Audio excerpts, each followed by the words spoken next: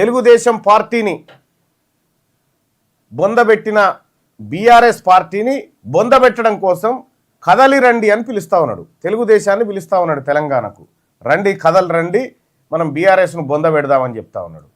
Same time Chandrababu Naidu గారు ఏపీలో meeting పెట్టి ఏమంటాడు, కాంగ్రెస్ను బొందబెట్టినటువంటి దేశవ్యాప్తంగా కాంగ్రెస్ను బొందబెట్టినటువంటి ఎన్టీ రామారావు గారికి భారతరత్న ఇవ్వడమే అసలైన నివాళని ఆయన చెప్పాడు.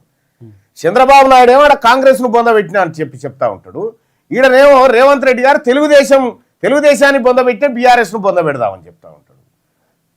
ఇక ఈ అంశం ఇట్లా ఈ కథ ఎట్లుందో చూడరు, చాలా విచిత్రమైనటువంటి కథ. ఏంటిది మాట్లాడేది కూడా ఉంది ఎవరు తెలుగుదేశం పార్టీకి సంబంధించి.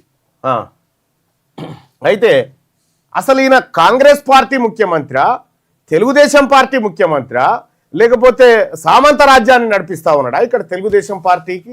అసలు ఏంది ఈయన ఉద్దేశం, రేవంత్ రెడ్డి గారి ఉద్దేశం ఏంది? ఎందుకు సడన్ గా ఈ బుట్టుకొచ్చినాయి? ఎన్టీ రామారావు గారు కాంగ్రెస్ పార్టీని ఈ దేశంలో ఖతం చేయాలని తెలుగుదేశం పార్టీ పెట్టాడు.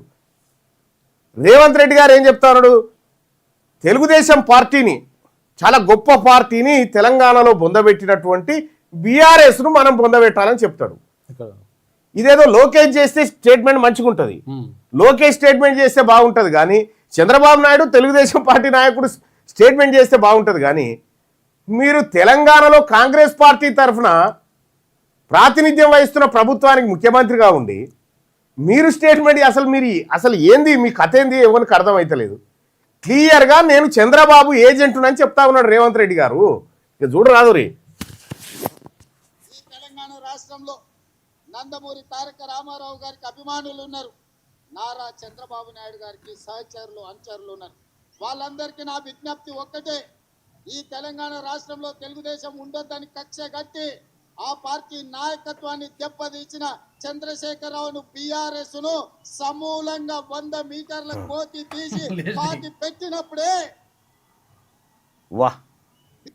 ఈ తెలంగాణ ఒక ముఖ్యమంత్రి గారు ఒక సభకు హాజరవుతుందంటే చాలా పక్కడ్బందీగా చెక్ చేసి లోపలికి పంపేటువంటి పోలీసు వ్యవస్థ ఉంటుంది.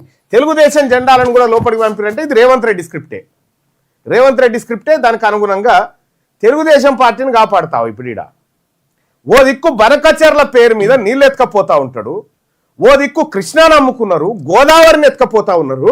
ఆ తెలుగుదేశం పార్టీని ఈడ కాపాడాలని చెప్తా ఉన్నాడు ఈ సిపాయి.